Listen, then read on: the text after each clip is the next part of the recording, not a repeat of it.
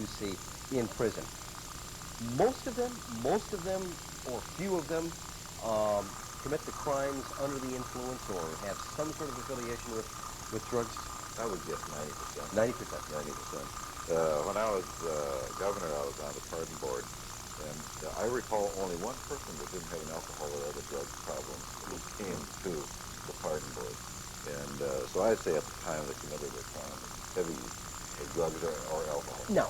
All right, let's try to follow a little logic on this thing. I mean, if it makes some sense that they're committing crimes to get money or they're doing crazy things under the influence of, does legalization make any kind of sense? Because when you look at other countries, such as Denmark, where it's moderately legal, they don't have the kind of incidence of crime at least. So is that one avenue? I think anybody who commits a crime would do it whether they were under the influence or not. I don't think that's the cause of it. That is not the cause of it. No. So that doesn't prompt us to say, let's legalize it. It's not going to help reduce crime. Well, it would help or anything with that. Besides, we're really concerned about the young people. And it's illegal to use alcohol if you're young, right? And they're getting it. And I think it would just enhance the opportunity for young people to get drugs to legalize it. I just flatly That is one of the stupidest legalize things I've ever heard, legalizing drugs. Oh, yeah? Yeah. No, I don't think it's that No, we've stupid. got a large drug problem. Let's just legalize it. See, but you're flip with the everything response. like a ranch should be stopped. Now, see that? I mean, that's I'm not- no, it's not. It is fair. I don't care what you say. I'm So you're very flip about it. But why? very flip about it. Because I mean, that's just like generating a It's not. humongous problem. It's not. Because Legalized drugs is not. That's not. All right. Now we can also shoot up our heroin while we're driving down the freeway, and maybe we'll kill a drunk driver. Yeah, but you can control the circumstances, can't you?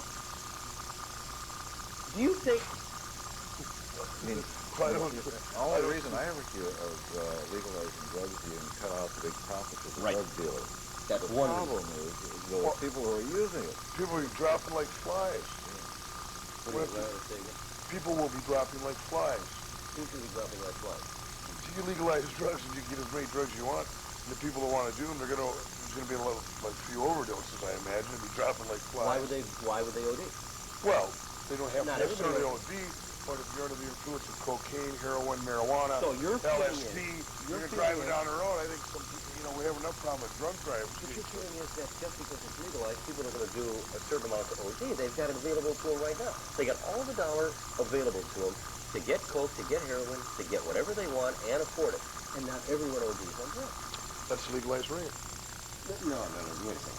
Well, I mean, That's violence against the other person. This is violence This is against violence. yourself, and we're saying that you can what do causes violence more to yourself. violence in society than drugs? To themselves. No. Right now, what causes more violence in society than drugs? How many people are under the influence of drugs when they do heinous crimes? Did you answer that question for me? Oh, I think practically all of it. So let's legalize. Yeah. But then you can assassinate the president and say, well, crap, I didn't really mean to do it. I just did a little too much coke. There are those personalities that the governor already agreed with. If you've got $100 a day habit and you haven't got a job, you're out getting it from somebody That's else. If you are using crack and you're carrying a baby, and a crack baby then is born, Correct. and you're doing something to somebody else. And I agree, and that's wrong. How do you feel about this? I do not believe we ought to legalize it. Here's why. No Thank you way. very much. No way. I think when Maybe you're it's talking moronic. when you're talking about legalizing it, you've given up.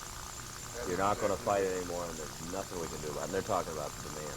We haven't begun to fight yet. We're not. Be a lot of Noriegas. We need to get it on every area.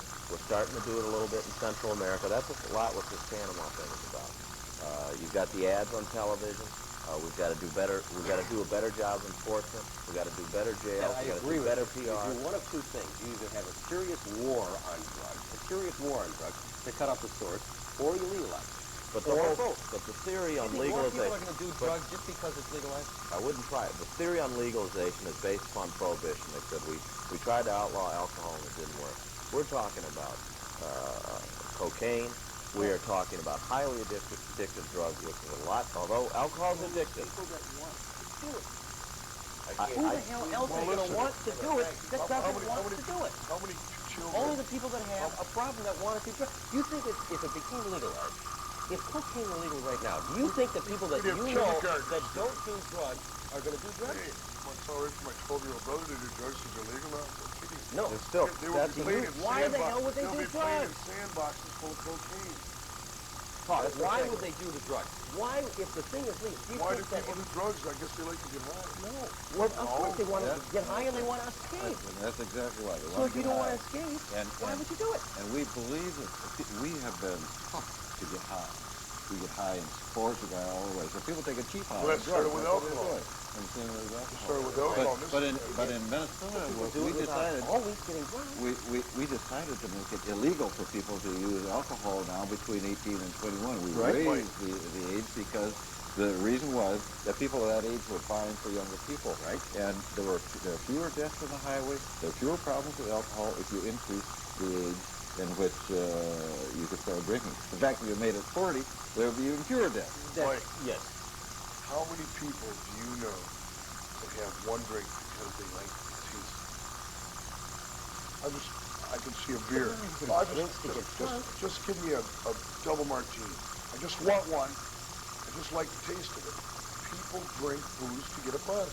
But That's it, period. I don't care what you say. But not to get drunk. No. So then why don't we drink pop?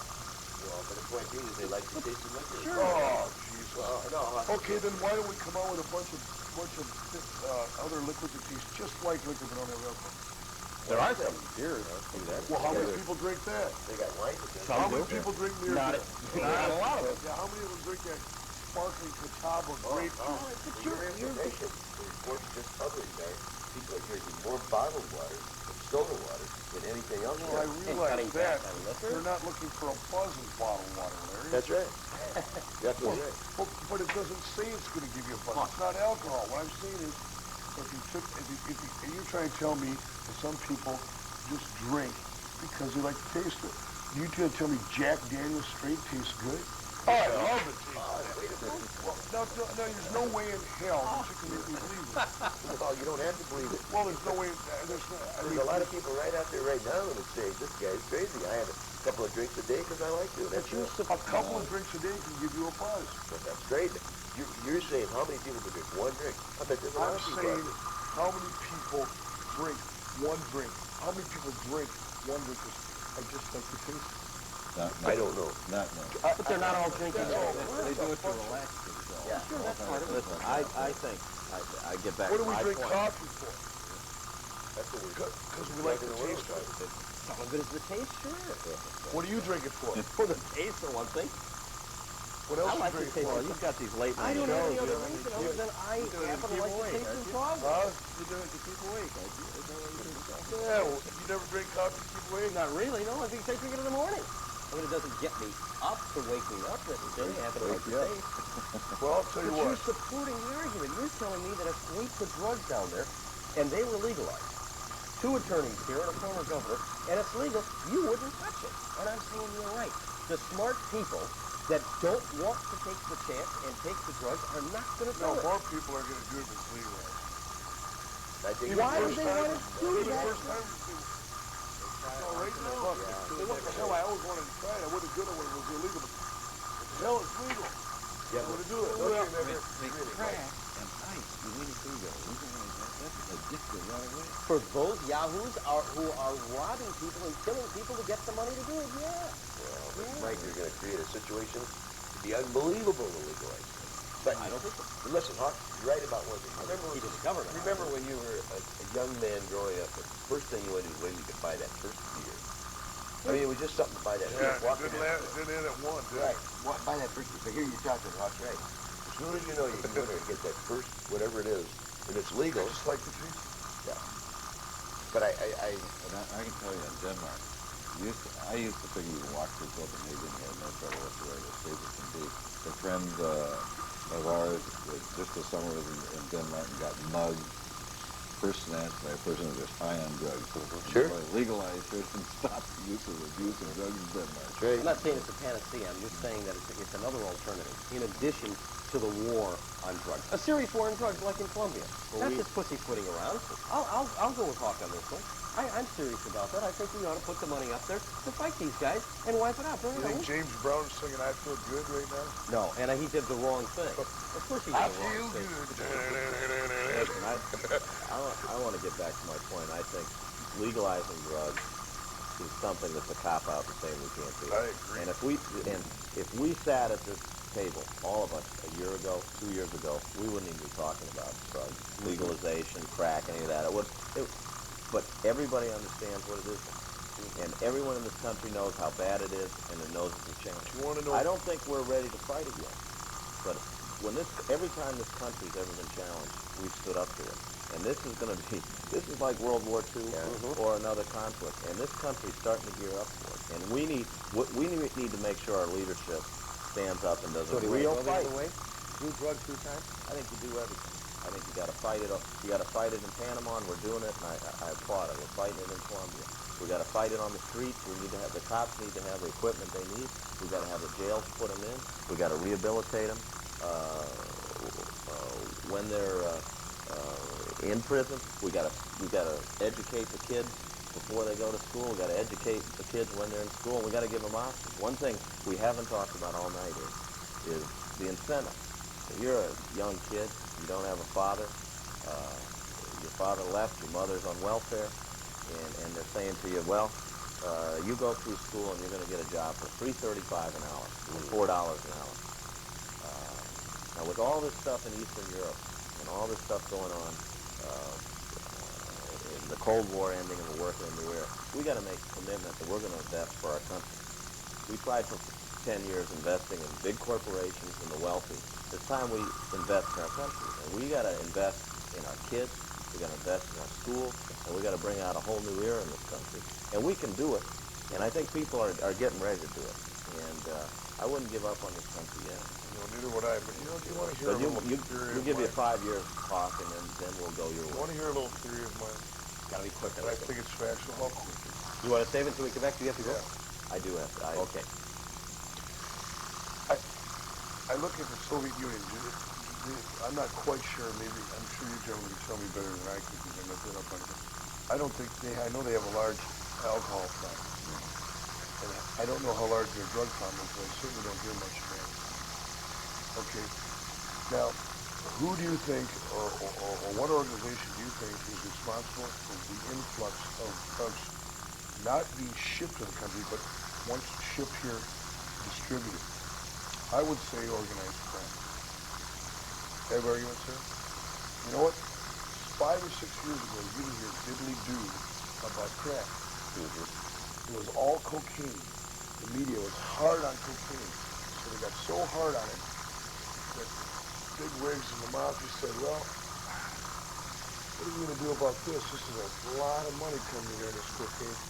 Why don't we dump it on the blacks and the poor people and the people that are down in the ghetto, and we'll furnish them with this, and they can form crack, and that should take some of the publicity and media heat off cocaine, and we're still moving twice as much now because we've got cocaine, but the heat's been taken out a little bit. This crack's a big issue now, but look at all the crack are moving. It's all one big joke. And why don't it? Why, if you were a Colombian cartel leader, wouldn't you look at say, you would drooling looking at saying, God, can we make some money over there? They love alcohol. Wait till they get a load of this. Yeah, but the governor's right. The money's not coming from the poor. The money's coming from the rich person. That's why the prices are. All I'm saying is that they're moving this. So what? Because they've taken the heat off the cocaine a little bit, and they formed crack, and they put the heat on a lot of the black society and the lower income society. They just sell it right back to us. I think, Mike, you're wrong, and there's been some recent articles. I hate to tell you you're wrong, but you want to settle it when we go outside afterwards. But you're going to leave first. Yeah, I'm out of here. Well, I said it was a theory of mine. There's been some articles lately that this crack problem and the ice problem 65% of the drug problem is white folks. And I always said by white guys. No doubt about it. And, Well, you know, for we a all larger think, oh, population it's a also. problem that's going to affect everyone For else. a I'm larger out, population also. yeah, well, I'm out in St. Louis Park. We had Stu Voigt here, said he was riding around with the police the other night, and they pulled over 3 folks with a trunk full of drugs and automatic weapons right on Excelsior Boulevard. We've got problems at the roller garden out there at 105.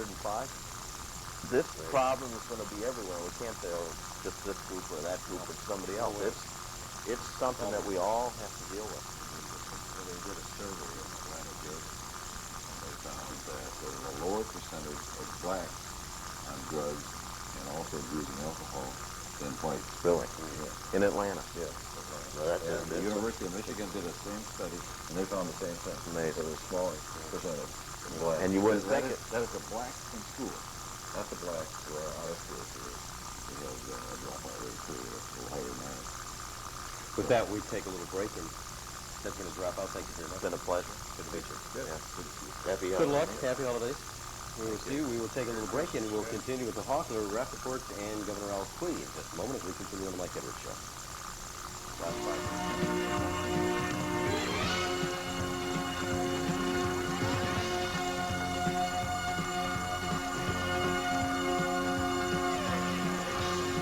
Now there's no need to live with unsightly rust spots that lower the value of your car.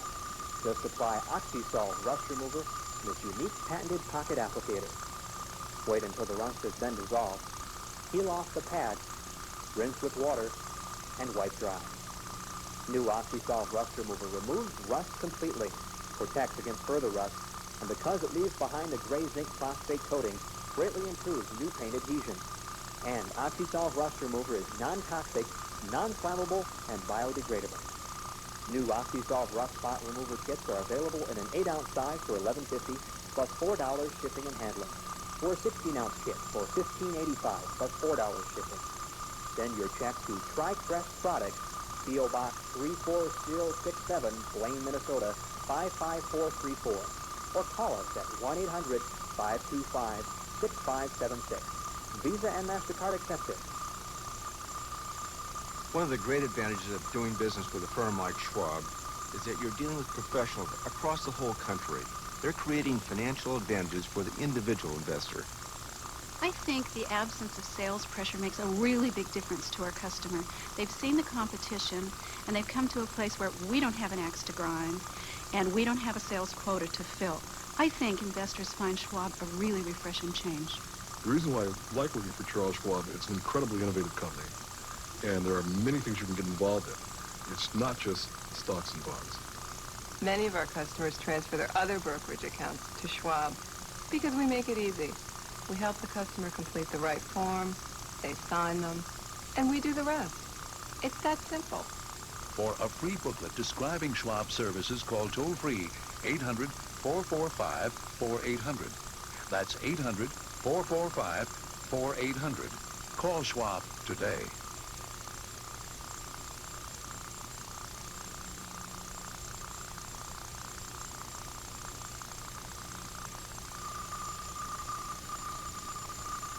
Watch out. Strap yourself in. The wildest show on wheels is about to roar into your living room. The United States Hot Rod Association brings you the ultimate home video. Blood, sweat, and gears. Bigfoot takes on the toughest full-blown competition ever. But then he faces his greatest test. It's man versus machine, with Sergeant Slaughter and his battle battalion challenge Bigfoot to an all-out tug of war. So if you want gear-jamming, car-crushing, down-and-dirty action, get ready for the video event of the year.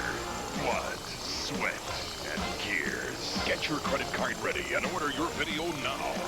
To order your video, call 1-800-323-4600 toll-free. That's 1-800-323-4600. Or send check or money order to Truck Video, P.O. Box 30179, Bethesda, Maryland. But hurry, supplies are limited. Living.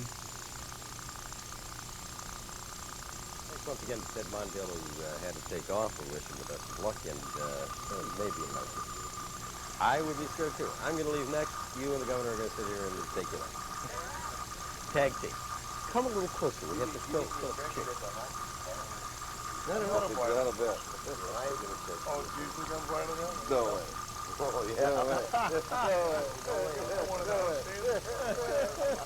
don't mean in the ring. Your reputation is right here. I don't think you will. I just am erratic. Yeah, this is right. But I don't, you know, in my profession, you wouldn't believe people that do that. Nobody ever messes with you, and I go, you'd be surprised. More people come out of their way, not even if they know what I do for a living, just because I'm big, and start browsing. And these are the same, probably, same morons that are doing a lot of this other things we've been talking about. I've heard that before. A good friend of mine was pretty big. Yeah. I said, well, you don't have this problem, see? I mean, well, he says, no, because there are enough people out there that want to take on the big guy, because that's when they get their points. Yeah, you know, they pick on Rappaport or Edwards, you know, that's easy. They're going to catch me to pick on. Yeah, right. So if we pick on the big guy, let's see if we get a couple of more points. How long has it been the Road Warriors? 7 years. 7 years. And before that? What? Before that, I was born and raised in... Before that, he was a normal music.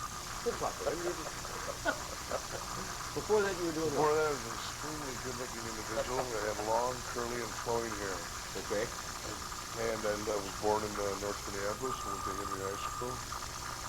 I went to, after high school, went to Chicago for a while, and did some odds and kind of an entrepreneur, you might say. Bounced some bars. So how did this all happen? How does it happen that a person says, I think I'd like to get into the ring? Well, I watched it on, I tell you, I was 25 when I got into it. And I never thought about getting into it once. And I just watched it out kind of by accident. And I said, oh, I can do that. And I figured there might be some money in it.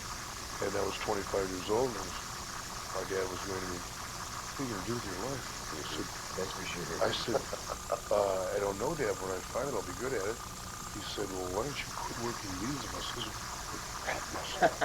I said, well, first of all, Dad, that's not a muscle. That is maybe why you should have worked yours a little more. My dad was always, whatever he told me to do as a kid, I did the opposite. He was always right. I told you so, you idiot. And I said, yeah, you're right. I had to, live with that. And always, at age 25, he said, what are you going to do in life? I said, I don't know, but I'll find it. I'll be good at it. I just don't know what it is yet. Not everybody just can just decide they're going to do something out of it.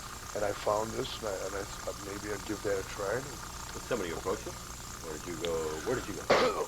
Well, during the time that I went out and seeked some information on it, and I found a gentleman by the name of Eddie Sharkey, who trained Jesse Ventura and Bob Backlund, who's now more or less washed up. And Jesse Ventura is doing very well in the movie industry now. And I don't know, I just thought I'd give it a try. And of course, Jesse told me I'd never make it. But are you and Jesse speaking to? Oh, yeah. The only difference between me and Jesse is that I paid about $30 a month to work out at his gym while he told me I was never going to make it. Now that I have, he's working out at my gym for nothing. What are your other businesses? Tell us about the Zubaz. Zubaz, Z-U-B-A-Z, is a clothing business started by two good friends of mine and animals, and they asked us to join them. And we had some big money backers. A gentleman is my accountant, Jim Sipple, who works for Merrill, and the owner of Merrill, his name, I can't quite think of it. Merrill Lynch? No, not Merrill Lynch. And Eric Annenson, who is, I guess you'd say the co-owner of Old Dutch Potato Chips, is one of our big backers.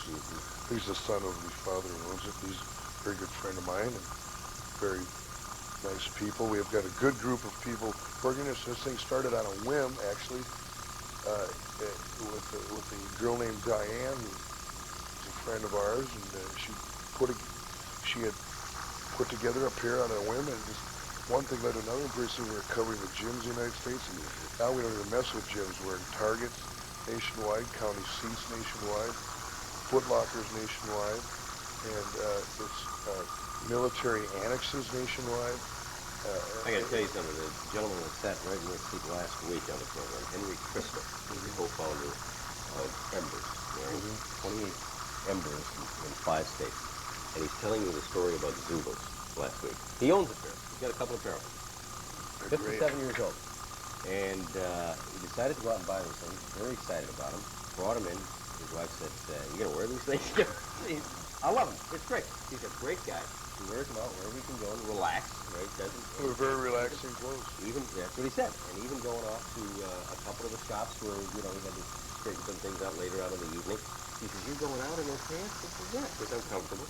When they finish playing tennis, that's what they put on. So he's an enthusiast. He's a supporter. And I mentioned that you were going to be on the program this week, and he knew that you were one of the people affiliated with it. Yeah, so well, they're doing very, very well. Yeah, it's really been a pleasant surprise. But these aren't Zubas. No, these aren't Zubas. This is a personal friend of mine, a very good close friend of mine, and his girlfriend, and they tailor-make stuff for me. And I've got every imaginable pair of Zubas, top and bottom there is. And sometimes I like to wear something that's a little bit different than Zubas. And so they cut them to my size. They tailor them for me.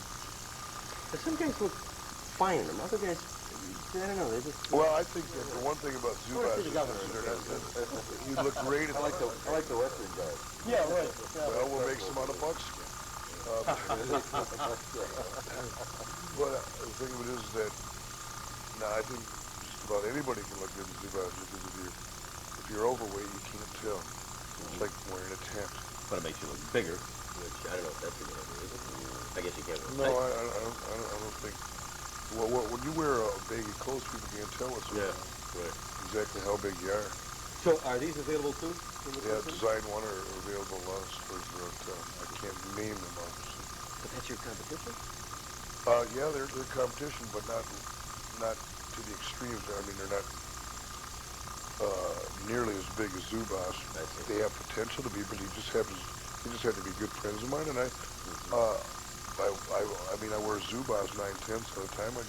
They make me some nice clothes, and I like their clothes, so I wear them. I mean, Levi's are competition. Zubas? Yeah, I couldn't tell you on the air how they.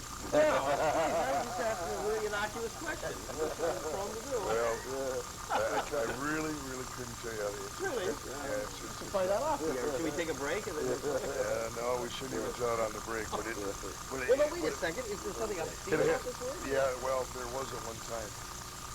But we're not going to get into it. It's not ethnically derogatory. No, not ethnically at all. I mean, it was a little inside joke word that people, a group of guys used that nobody else knew what it meant. Is it part of the anatomy? No, that's not.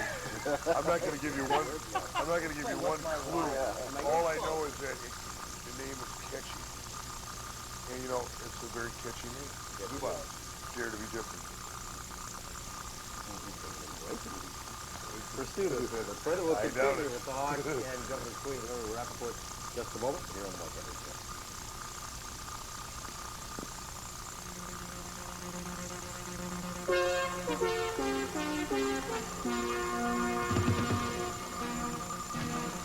Have you ever felt your weight loss attempts were like a yo-yo, down and up, down and up?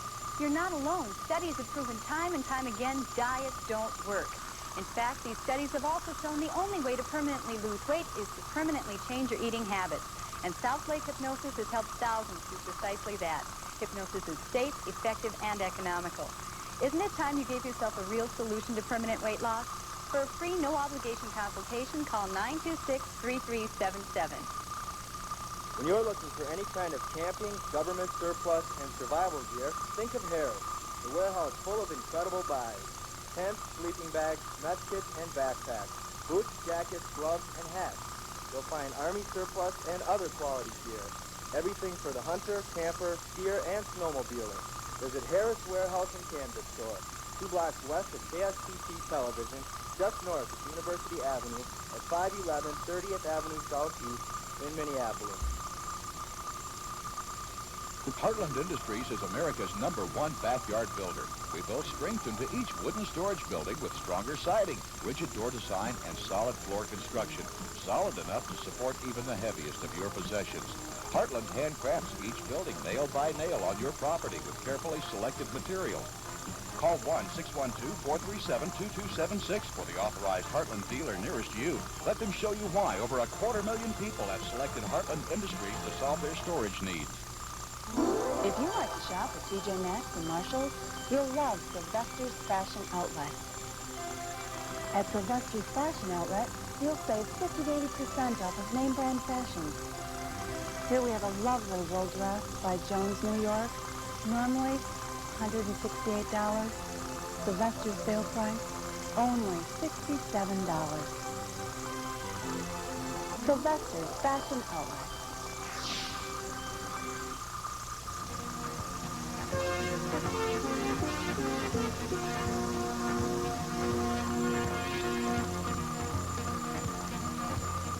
I found out what the word Zuba means. You don't want to know. No. Maybe we shouldn't pursue that anyway. Man, it was quiet. We probably hit that one little note that quieted him down.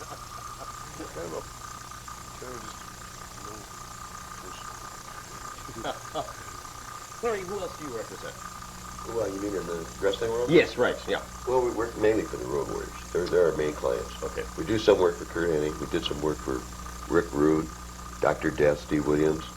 I did some work for Nikita Koloff. And we did some work for Mike Enos, who's one of the local wrestlers here. He's doing real well. He's a good kid. He will be in the future because he's done so well for us, contractual-wise, because wrestling, as of about 2.5, 3 years ago, there were no contracts. It was all, there were no verbal agreements. Promoters paid you what they wanted. If you're good talent, they paid you good. If you weren't good talent, there was no security. So Larry really is responsible for establishing contracts in wrestling because the NWA is there are only 2 main wrestling associations anymore that are anywhere to make any money, and NWA and the WWF. And Larry established contracts, period. And because of the WWF, all they have is a merchandising contract, and nobody brings in lawyers for that. We were the first to use lawyers. We found the best, and he's represented Sting and got him big money, and he's just very good at his job.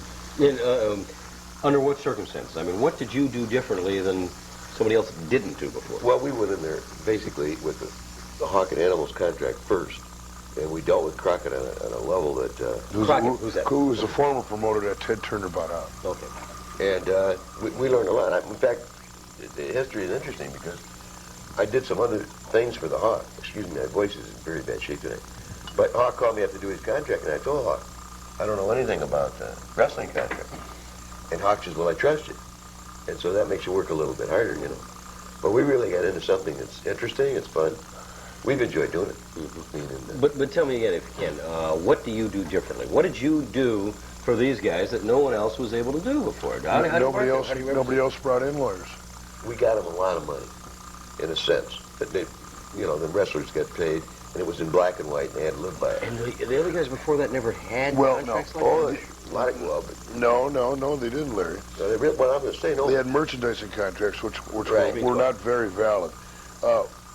You cannot command a contract unless you draw people into the building. Okay. No promoters will sit down and even think about discussing a contract with you unless you draw attendance. Right. And that gives you we were the last independents in wrestling. We're the only independents to ever work for 2 major promotions at once. Nobody's ever done that. We were the last of the dinosaurs. So and the only way to be independent in the wrestling world, an independent contractor, was to be able to draw huge crowds. So we did. Fortunate for us. But it was from a lot of hard work. So we drew a lot of people into the buildings, and that enabled us to book ourselves, which nobody else was doing. The promoters wanted us so bad, they'd say, oh, God, we'd like to get you for this date, this date, this date, and we'll just give you a month of dates. You take whatever you want. So we did we worked some for Vern Gagne here, and in the AWA and in the NWA at the same time, and nobody's ever done that. And so in order for us to want to even think about giving up our independence, we would have to get some retribution. So we're going to have to get some big money, because it's a very, see, the top salaries in wrestling are comparable to a lot of the top salaries in other professional sports. There's not as many high commanded top salary talent. Okay. But we wrestle 250 bouts a year. Leaves me 100 days to have a personal life, of which I had 8 in a row here, of which I thoroughly enjoy, but at the same time, I always find a lot of time for charity in those 100 days off. Do you get a piece of the gate? If you draw in more people, you get a percentage? I'm on a nightly guarantee. I don't care if there's one person in there. Oh, I see. Okay. I was just wondering if they said you got to. You got to remember something, that the Hawk and the Animal are actually one of the biggest draw tag teams in the United States and in Japan. In other words, these guys, it's hard to conceive of their notoriety, but they're very, very well known. Hawk and I will go to Hawaii sometimes, and he wears a face paint, so he'll walk in a place over there, and it's just amazing how people just are all over. It's the Hawk, But they're a draw like Hulk Hogan, for instance, who's a big, big draw. Right. Probably the biggest draw, I suppose. Well, we had the opportunity, and still do if we were promoted right, but fortunately, we're rebels. No, not unfortunately. Fortunately, we are rebels, and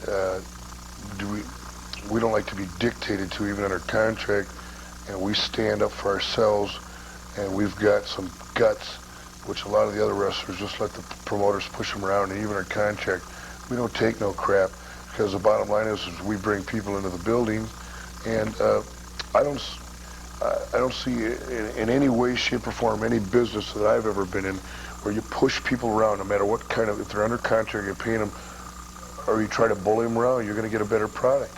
You're going to get the opposite. You're going to get an inferior product. So they're pushing me around isn't going to help their situation. That I'm not going to be inferior in the ring because I want to win, but my attitude towards their front office is not very good, because it's a cutthroat business, just like professional football. And you got to get it while you're on top. That's right. That's right. Exactly. You do. Age is a factor. Popularity is a factor. I mean, I don't know what you know about professional wrestling, but I'm new to the business, but I've learned so much in the last few years. It's amazing. I can imagine. We're quickly running out of time, about 5 minutes left in the program. What's the deal with the governor's mansion here? Moving to a different ring. Yeah, a different ring. I think there was just an overreaction. Which one? The first one or the second one? Oh, the first one, the press just said it wasn't insured. I don't see anything wrong with that. But then Cicere's column, I think, got the purposes stirred up as well, and they overreacted. But there's also, in this time in the game, the press kind of goes after a sitting governor as well. And so you look at this kind of history, that happens to you. You don't think they were going after me too at this time. But you used to give the tours. I mean, yeah. And we had Gretchen Queen was very excited about having people come through the home. And we had a great program that Gretchen developed. Was the overnight at the mansion, and because she saw that people who were famous celebrities, as Hawk was talking about, they got a chance. Yeah, hate that word. But they'd come to the mansion. People were welcome, and then she said, other people wonder, what in the world is this place like? And she said, a lot of people would say, I wonder what it'd be like to stay overnight. So that's why she would have once a month. She would have some interesting category that people could sign up for, like a person who'd never been out of the state of Minnesota. The person who always shoveled their own walk, the person who milked goats, or a body and fender man with a 7 1/4 size hat, all kinds of things like that, because then nobody else could say, if she said, a person from the American Legion, then somebody from the VFW would say, when do we have our turn? Where's mine? Yeah, nobody would have that. And there would be 7 people then could stay overnight, And then we'd bring other people for the entertainment and everything like that. And the amazing thing is there's such wonderful people in Minnesota that you run across that way. Well, was Lola Perpich right in trying to restore the look and the quality of the mansion? I think so. I think that's why we developed the group, the 506 Summit Avenue group, in order that it would carry through, because otherwise one governor would want to change it again. I think it ought to have a historical perspective. And I think she's right going out and getting private money for it, because it's awful hard to get that money from the legislature. They got other things to do.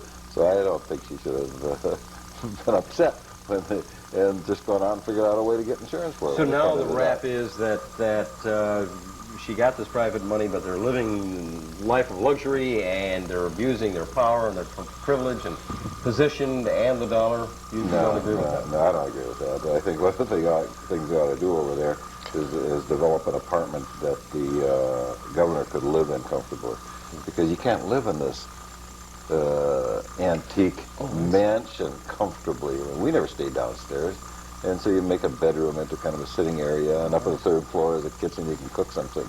So it's like living in a museum, and it's not functional? Yeah, no, it isn't. I don't think for living quarters for people.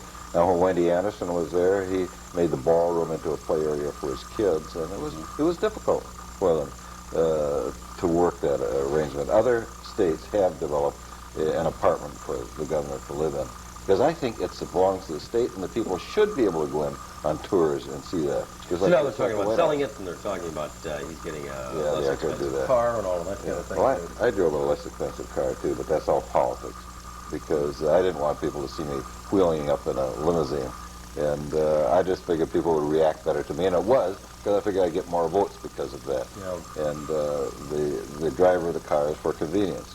You don't have to park your car. It's just plain nice. A night like tonight, as cold as it could be, if you're the governor, you drive up and somebody pick you up and go. But there's nothing wrong with that. No, there's nothing wrong with that. No, there isn't. I think that the guy's busy. I mean, you got the whole blooming state to govern. But I think Perpich is a good guy. I think Lola's a nice lady, and I think their daughter should be protected. Yeah. I would be worried about some of the nuts we've talked about, and I don't see anything wrong with the Highway Patrol helping his daughter out. I just don't see anything wrong with it. He's given his life, or a portion of it, to work for the people. I think that's a very small price for the people to give the government. I just don't see anything wrong with it. If there's any danger to them. But we felt strongly that our kids shouldn't have that, but that's the choice that they want to make. I mean, I just don't see anything wrong with it. I mean, he is the governor, and send that out there. But there isn't much danger in Minnesota even, so I used to, people Jacob asked me about it, I said... Jacob Wetterly would agree with that. But everybody's got a good lieutenant governor.